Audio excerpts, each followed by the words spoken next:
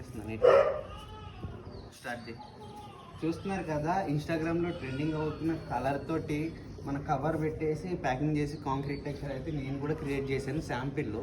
చూద్దాం ఇది ఎలాగ వర్కౌట్ అయిందా లేదా అనేది.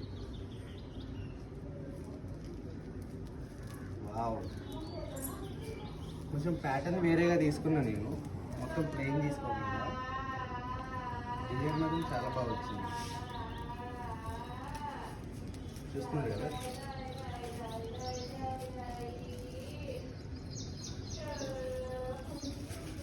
వావ్, అనుకున్నంత బ్యాడ్గా అయితే రాలేదు, చాలా నీట్గానే వచ్చింది. ఇది చూడొచ్చు ఫినిషింగ్.